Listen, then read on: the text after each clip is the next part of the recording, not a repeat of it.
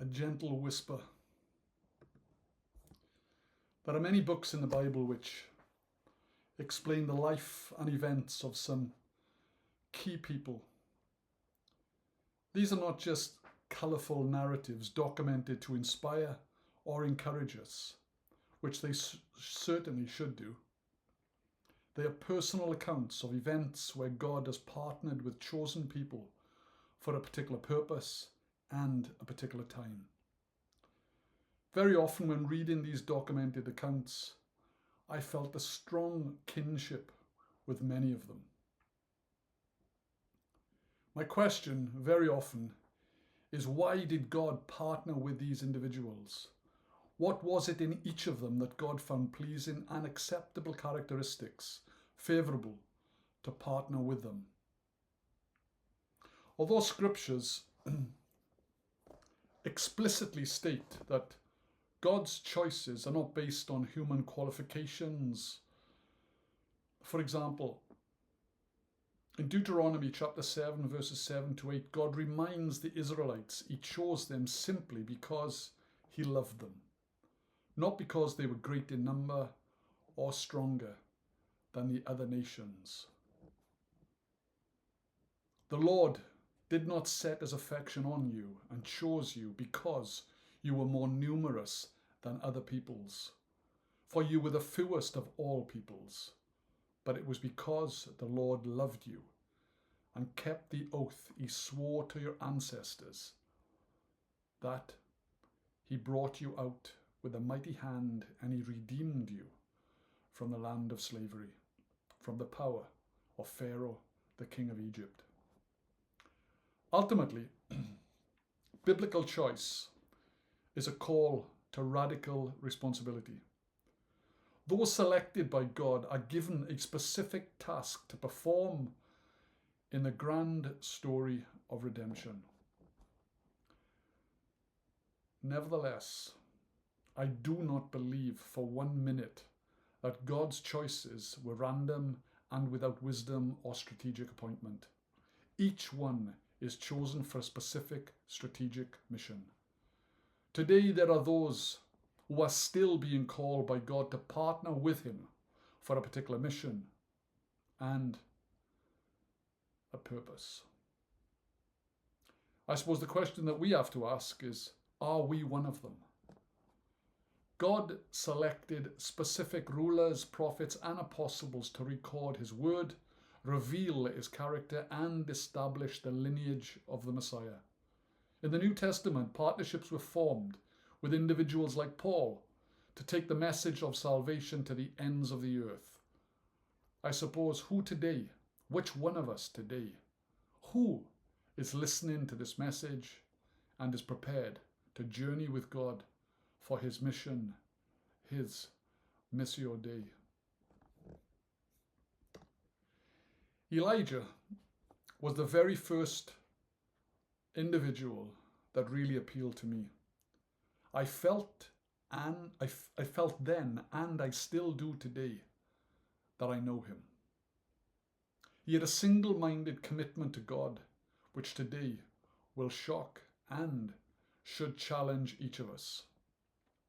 The events of his life can be found between 1 Kings chapter 17 through to 2 Kings chapter 2, and I would advise all to read these accounts diligently. He was sent to confront, not to comfort, and he spoke God's words to a king, a ruler, who often rejected his message just because it was Elijah who brought it. King Ahab went to meet Elijah, and when he spoke to Elijah, he said to him, "Is that you, you troubler of Israel?" "I have not made trouble for Israel," Elijah replied, "but you and your father's family have. You have abandoned the Lord's commands and have followed the Baals." "Now summon the people from all over Israel to meet me on Mount Carmel. Bring the 450 prophets of Baal and the 400 prophets of Asherah who eat at Jezebel's table." Jezebel was the very powerful queen of King Ahab. Ahab hated Elijah, and his wife Jezebel hated him more. This was going to be a showdown with no hiding place for Elijah, who thought he was completely alone against the king and many within the nation that he thought despised him. Furthermore, there was 850 pagan prophets who were brought to confront Elijah in front of the nation of Israel. Elijah was going to show the people that speaking prophetic messages were empty, absolutely empty words without the power of the living God to fulfill them. Many of the people knew the living God. They believed in him. However, they also enjoyed the pagan practices and the sinful pleasures that came with following Ahab's idolatry and his worldly rituals.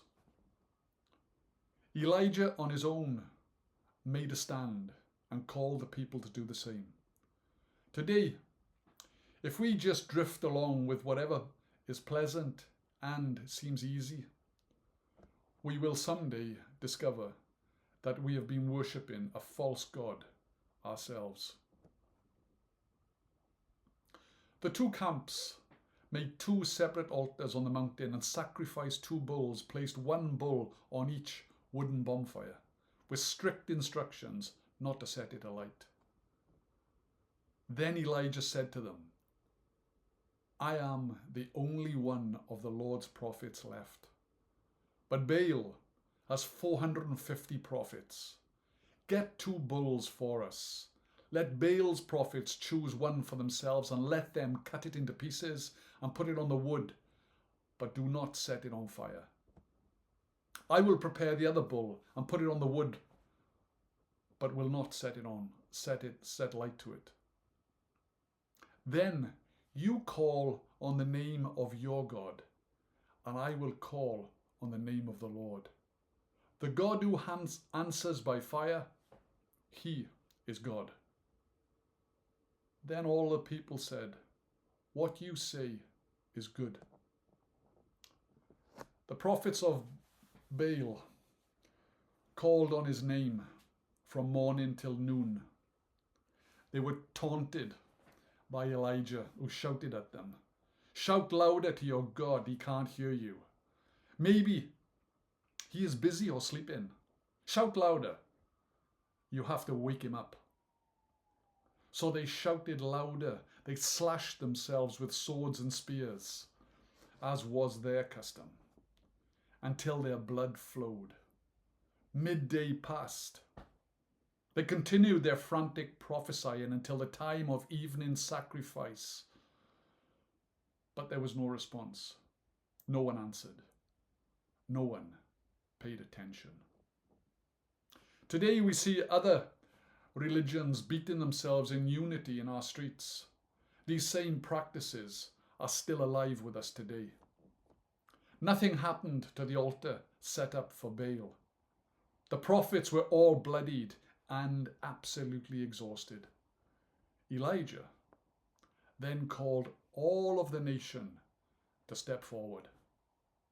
He instructed them to dig a trench around his altar and to fill the whole trench with water. Furthermore, he told them to saturate all the wooden pile with water.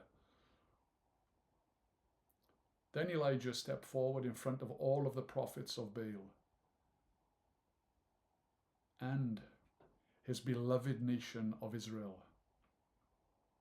And he simply just prayed, Lord, the God of Abraham, Isaac, and Israel, let it be known today that you are God in Israel and that I am your servant. And I have done all of these things at your command. Answer me, Lord, answer me, so these people will know that you, Lord, are God, and that you are turning their hearts back again. Then the fire of the Lord fell and burned up the sacrifice. It set fire to the wood, the stones, and the soil. It also licked up the water in the trench. When all of the people saw this, they fell prostrate and cried, "The Lord, He is God. The Lord, He is God." Then Elijah commanded them, "Seize those prophets of Baal. Don't let one of them get away." They seized them, and Elijah had them brought down to the Kishon Valley, and there he slaughtered them. I've got quite an affection for Elijah, you know. I do like that man. Elijah chose to carry out his ministry for God alone and paid for that decision by experiencing isolation. It is amazing to think of the miracles that God accomplished through Elijah in defeating the prophets of Baal.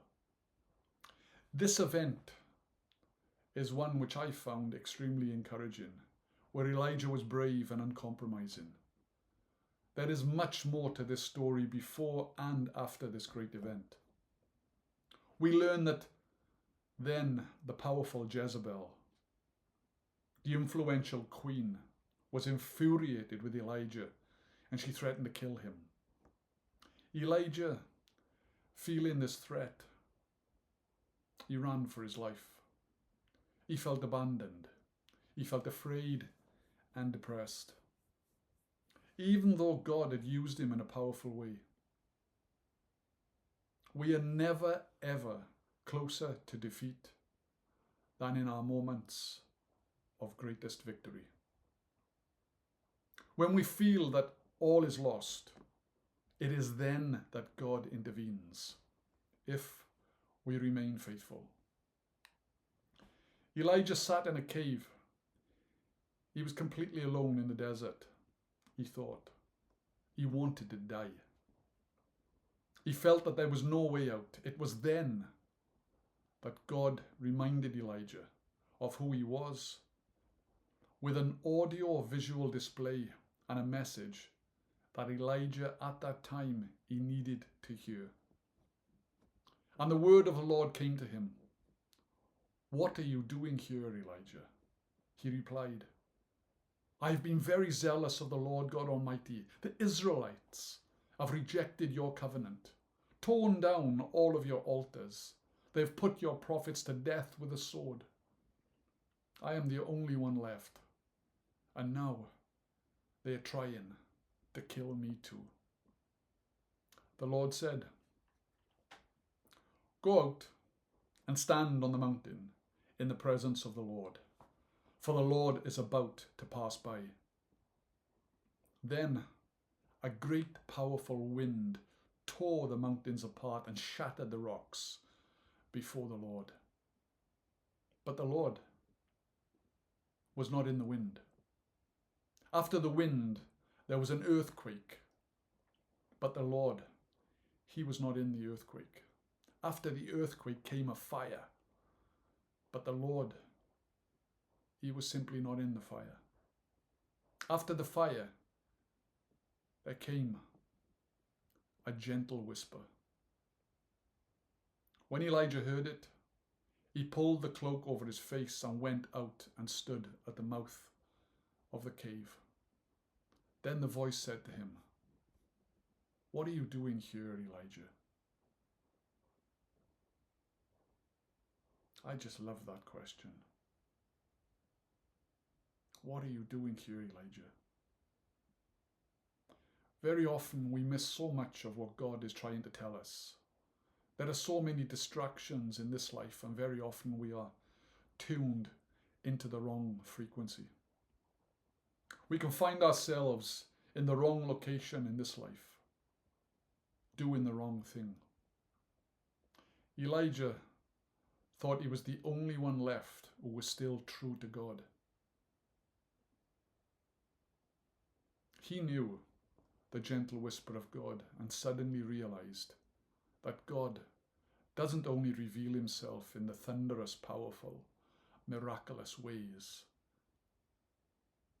To look for God only in the big earth-shattering events in each of our lives is to miss him, because very often he is found in the gentleness of a humbled heart.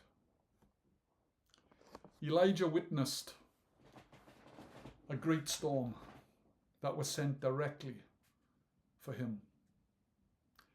God chooses to reveal himself in so many different ways, which can be earth-shattering events in each of our lives. I have faced so many of them. However, very often he does it through a gentle whisper and a loving calling to each of us. The question has to be, for each of us today, are we listening and ready to respond to his mission and his gentle whisper?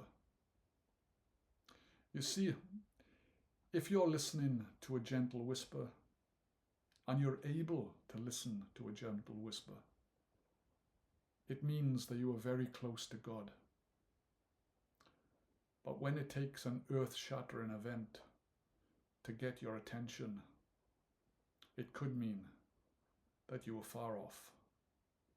Pay attention. Listen to that little gentle whisper when your heartstrings get pulled towards the living God. God bless you.